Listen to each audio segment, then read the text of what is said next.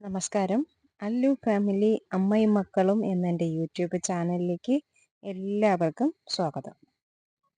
ഇന്നിവിടെ പറയാൻ പോകുന്ന വിഷയം മറ്റൊന്നുമല്ല. നമ്മൾ കൈരളി കോഴിയെ നമ്മൾ വാങ്ങിക്കാറുണ്ട്. ഇതാണ് കൈരളി കോഴികൾ. അപ്പോൾ നമ്മൾ കൈരളി കോഴി വാങ്ങിക്കുമ്പോൾ അതിനകത്ത് കരിങ്കോഴികളും ഉൾപ്പെട്ടിട്ടുണ്ടോ എന്ന് ചില ആൾക്കാർ സംശയം ചോദിക്കാറുണ്ട്. അപ്പോൾ അതിനെക്കുറിച്ചാണ് ഡീറ്റെയിൽ ആയിട്ട് പറയുന്നതാണ് ഇന്നത്തെ എൻ്റെ വീഡിയോ. അപ്പോൾ വീഡിയോ മുഴുവനായിട്ട് എല്ലാവരും കാണും. എൻ്റെ ചാനൽ ആദ്യമായിട്ട് കാണുന്ന ആരെങ്കിലും ഉണ്ടെങ്കിൽ ചാനൽ സബ്സ്ക്രൈബ് ചെയ്യാനും ബെല്ലൈക്കൻ അമർത്താനും മറന്നു പോകരുത്. പിന്നെ ഒരു പ്രധാന കാര്യം പറയാനുള്ളത്, ലൈക്ക് ചെയ്തതിന് ശേഷം വീഡിയോ കാണുക. നമ്മുടെ പല വീഡിയോകൾക്കും ലൈക്ക് വളരെ കുറവാണ്. അപ്പോൾ എല്ലാവരും ലൈക്ക് ചെയ്ത് സപ്പോർട്ട് ചെയ്യണം. അപ്പോൾ നമുക്ക് വിഷയത്തിലേക്ക് വരാം. ഇപ്പോൾ നമ്മുടെ നാട്ടിലൊക്കെ എനിക്ക് തോന്നുന്നു ഒരുപാട് ആൾക്കാർ വളർത്താൻ വേണ്ടി അന്വേഷിക്കുന്ന ഒരു കോഴിയാണ് ഈ കൈരളി കോഴി എന്ന് പറയുന്നത്.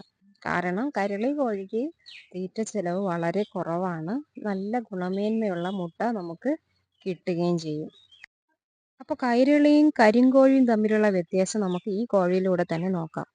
ഈ കോഴിക്കെന്ന് പറയുന്നത് ഇത് ഒരു കൈരളി കോഴിയാണ്. പക്ഷേ ഇതിൻ്റെ പൂവിന് കറുപ്പ് നിറവുമല്ല, എന്നാൽ ചുമന്ന നിറവുമല്ല.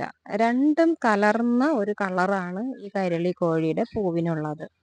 എന്നാൽ എല്ലാ കോഴികൾക്കും കൈരളി കോഴികൾക്കും ഇതേ കണക്കല്ല പൂവിരിക്കുന്നത്. നല്ല ചുമന്ന പൂവുള്ള കോഴികളും വേറെയുണ്ട്. നല്ല കറുത്ത നിറത്തിലുള്ള പൂവുള്ളത് കോഴികളും കൈരളി കോഴികളിലുണ്ട്. അതിന് കാരണം മറ്റൊന്നുമല്ല, വെളുന്തറ ഹാച്ചറിയിലെ ഡോക്ടർ ശശിധരൻ എന്ന മഹാമനുഷ്യൻ നമ്മൾക്ക് വേണ്ടി വികസിപ്പിച്ചെടുത്ത ഒരിനം കോഴിയാണ് ഈ കൈരളി കോഴികൾ.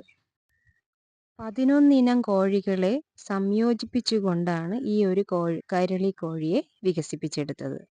ആ 11 കോഴിയിലൊന്ന് കരിങ്കോഴിയാണ്. അപ്പോൾ സ്വാഭാവികമായിട്ടും നമ്മുടെ ഈ കൈരളി കോഴികളിൽ കരിങ്കോഴികളുടെ ഒരു സാന്നിധ്യം ഉണ്ടാവും എന്നുള്ളത് സ്വാഭാവികമാണ്. അതുകൊണ്ട് തന്നെ നമ്മൾ വാങ്ങിക്കുന്ന കൈരളി കോഴികളിൽ നമ്മളൊരു 25 കൈരളി കോഴിയെ വാങ്ങിച്ചാൽ അതിലൊരു 4 എണ്ണമെങ്കിലും കരിങ്കോഴിയെ പോലുള്ള കോഴികളെ നമുക്ക് കിട്ടും. മാംസവും പൂവും എല്ലാം നല്ലതുപോലെ കറുത്തിരിക്കുന്ന രീതിയിലുള്ള കോഴികളെ നമുക്ക് കിട്ടും.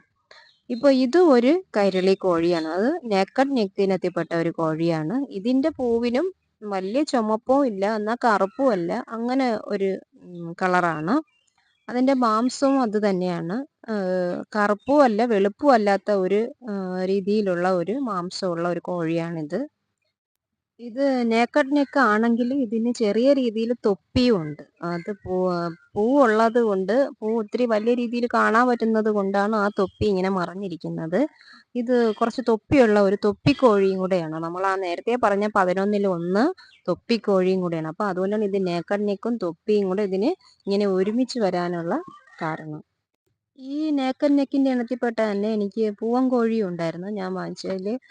ഇപ്പോൾ ഇതിന് പ്രധാന ഒരു കാരണം പറഞ്ഞില്ല. നമ്മുടെ കൈരളി കോഴിയിൽ നമ്മൾ 100 കോഴി മേടിക്കണമെങ്കിൽ അതിൽ 50 എണ്ണവും പൂവൻ കോഴി ആവാനേ ചാൻസ് ഉള്ളൂ. കാരണം അങ്ങനെയാണ്. ഇത് ഫാമുകാർ 45 ദിവസം 50 ദിവസം ആകുമ്പോൾ നമുക്ക് തരുമെങ്കിലും അവർക്ക് പോലും ഇത് പൂവൻ ഏത് പെട ഏതെന്ന് തിരിച്ചറിയാൻ പറ്റില്ല. നമുക്ക് ഇവിടെ കൊണ്ടുവന്ന് 2 മാസം 3 മാസമൊക്കെ ആകുമ്പോഴായിരിക്കും നമ്മളും ഇതിനെ തിരിച്ചറിയുന്നത്. അതുപോലെ തന്നെ ഇതും ഒരു കൈരളി കോഴിയാണ്.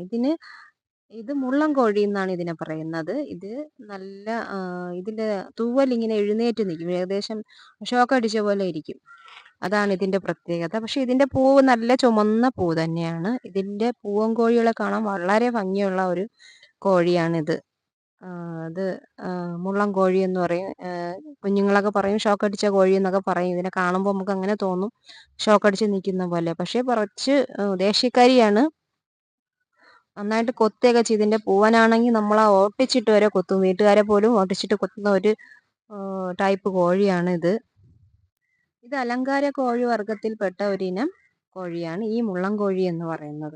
നേരത്തെ ഞാൻ പറഞ്ഞു നേക്കഡ് നെക്കിൻ്റെ ഇനത്തിൽപ്പെട്ട പൂവൻ കോഴി എനിക്ക് ഉണ്ടായിരുന്നു എന്ന്. പക്ഷേ അത് ഞാൻ പറഞ്ഞ പോലെ നല്ല കറുത്ത പൂവും നല്ല കറുത്ത മാംസവുമായിരുന്നു. നമ്മൾ അതിനേക്കാൾ കുറച്ചധികം പൂവൻ കോഴി ഉണ്ടായിരുന്നു. ഞാൻ 100 കോഴിയെ മേടിച്ചില്ല, എനിക്ക് 57 പൂവൻ കോഴിയായിരുന്നു. അപ്പോൾ അത് വലുതായി. അത് നമുക്ക് അടുത്തുള്ള കടയിൽ കൊടുക്കുകയാണ് ചെയ്തത്. അപ്പോഴും അവർ കണ്ടിച്ചിട്ട് പറഞ്ഞ് അതിൻ്റെ മാംസമൊക്കെ നന്നായിട്ട് കറുത്തിരിക്കുന്നു. അപ്പോൾ വാങ്ങിച്ചുകൊണ്ട് പോയവർക്ക് അത് കരിങ്കോഴിയാണെന്നൊരു തോന്നൽ. അപ്പോൾ ഇനിയും കോഴി ഉണ്ടെങ്കിൽ നിങ്ങൾ തരണമെന്നൊക്കെ പറഞ്ഞ് പൗൾട്രി ഫാമിലെ ആൾക്കാർ നമ്മളെ വിളിച്ച്. പക്ഷെ അത് കരിങ്കോഴി അല്ല, അത് കൈരളി കോഴിയാണെന്ന് ഞാൻ എത്ര പറഞ്ഞിറക്കി അവർ അത് മനസ്സിലാക്കാതിരുന്നു. അതുപോലെ തന്നെ ഈ 11 കോഴികളിലും തനി നാടൻ കോഴികളും ഇതിൽ ഉണ്ട്. ആ കോഴികൾ അടയിരിക്കുകയും ചെയ്യും. അത് ഒരു 10, 20, 25 മുട്ടയൊക്കെ ഇട്ടതിന് ശേഷം അടയാവും. അടയിരുന്ന് കുഞ്ഞുങ്ങളെ വിരിപ്പിക്കുന്ന ഒരു കോഴി കൂടിയാണ് നമ്മുടെ കൈരളി കോഴി. അപ്പോൾ നമ്മൾ കൈരളി കോഴിയെ വാങ്ങിക്കുന്നെങ്കിൽ നമ്മൾ മേടിക്കുന്ന കോഴികളിൽ ഇങ്ങനെ നിറം വ്യത്യാസം, അതായത് ഫുള്ള് ബ്ലാക്ക് ആയിട്ട് മാംസവും അതിൻ്റെ കാലും അതിൻ്റെ പൂവും ഒക്കെ ഫുൾ ബ്ലാക്ക് ആയിട്ടിരിക്കുന്ന കോഴിയെ നമുക്ക് കരിങ്കോഴി അല്ലെങ്കിൽ പോലും, അതിൻ്റെ ഒറിജിനൽ ബ്രീഡ് അല്ലെങ്കിൽ പോലും നമുക്ക് കരിങ്കോഴിയുടെ അതേ ക്വാളിറ്റിയുള്ള അതേ ഗുണമേന്മയുള്ള മുട്ട തന്നെയാണ് ഈ കോഴി ഇടുന്നത്. നമുക്ക് ഉറപ്പായിട്ടും നമ്മുടെ കുഞ്ഞുങ്ങൾക്കും മുതിർന്ന ആൾക്കാർക്കും ഒക്കെ നല്ല ഒരു മുട്ടയാണ് അത്. അപ്പോൾ അത് നമ്മൾ കരിങ്കോഴി എന്ന് അതിൻ്റെ മുട്ടയായിട്ട് തന്നെ നമുക്കത് ഉപയോഗിക്കാം. അതിന് ഒരു ക്വാളിറ്റി പ്രശ്നവും വേറെ ഒന്നുമില്ല. നമ്മൾ കൈരളി കോഴി എന്ന് പറഞ്ഞ് വാങ്ങിക്കുന്നതിലാണ് ഈ കരിങ്കോഴി ഉൾപ്പെടുന്നതെങ്കിലും അത് കരിങ്കോഴി അല്ല എന്ന് പറയാൻ ഒരു കർഷകനെ കൊണ്ട് സാധിക്കില്ല. കാരണം കൈരളി കോഴികളിൽ ഒന്ന് കരിങ്കോഴിയിൽ ഉൾപ്പെട്ട ഒരു കോഴി തന്നെയാണ്.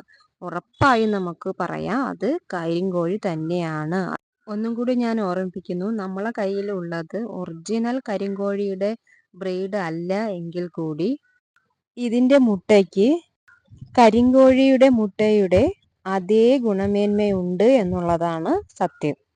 നമ്മുടെ കയ്യിലുള്ള കൈരളി കോഴികളിൽ നിന്ന് ഇത് നേക്കൻ നെക്കല്ല, നേക്കൻ നെക്കിനെ കാണിച്ചിട്ട് ഇത് നേക്കൻ നെക്കല്ല എന്ന് ആരെങ്കിലും പറഞ്ഞാൽ നമ്മൾ വിശ്വസിക്കുമോ? അതുപോലെ തന്നെ ഈ മുള്ളൻ കോഴിയെ കാണിച്ചിട്ട് ഇത് മുള്ളൻ കോഴി അല്ല എന്ന് പറഞ്ഞാൽ നമ്മൾ വിശ്വസിക്കുമോ? അതുപോലെ തന്നെ തൊപ്പിക്കോഴിയെ കാണിച്ചിട്ട് ഇത് കൊപ്പിക്കോഴി അല്ല എന്ന് പറഞ്ഞാൽ വിശ്വസിക്കും? ഇല്ല. അതുപോലെ തന്നെയാണ് നമ്മുടെ കയ്യിലുള്ള ഈ കരിങ്കോഴിയുടെ ഒറിജിനൽ ബ്രീഡ് അല്ലെങ്കിലും അത് ഒരു കരിങ്കോഴി തന്നെയാണ്. അതിൻ്റെ മുട്ടയും അതേപോലെ ഗുണമേന്മയുള്ള മുട്ടകളാണ്. അപ്പോൾ കൈരളി കോഴിയെയും കരിങ്കോഴീനെയൊക്കെ വാങ്ങിക്കാൻ ആഗ്രഹമുള്ള കർഷകർ ഉറപ്പായിട്ടും നിങ്ങൾ ഈ കൈരളി കോഴിയെ തന്നെ സെലക്ട് ചെയ്തോളൂ. കാരണം അതിൽ നമുക്ക് എല്ലാ തരം കോഴികളെയും നമുക്ക് ഒരു കുടക്കീഴിൽ എല്ലാ സാധനങ്ങളും കിട്ടുന്നു എന്ന് പറയുന്ന പോലെ ഒരു ബ്രീഡിൽ തന്നെ നമുക്ക് പല ടൈപ്പ് കോഴികളെ നമുക്ക് സ്വന്തമാക്കാനായിട്ട് സാധിക്കും. അതിൽ നിന്ന് തന്നെ അടയിരിക്കുന്ന കോഴികൾ, അത് നമുക്ക് കിട്ടുന്ന ഒരു വലിയ ബോണസും കൂടിയാണ്. അടയിരിക്കുന്ന കോഴികളെ നമുക്ക് കൈരളി കോഴിയിൽ നിന്ന് ലഭിക്കും. അപ്പോൾ എന്തെങ്കിലും സംശയം ഉണ്ടെങ്കിൽ കമൻറ്റ് ബോക്സിൽ രേഖപ്പെടുത്തുക. ഇനിയും നല്ല വീഡിയോകളുമായി ഞാൻ വരാം. Okay, by.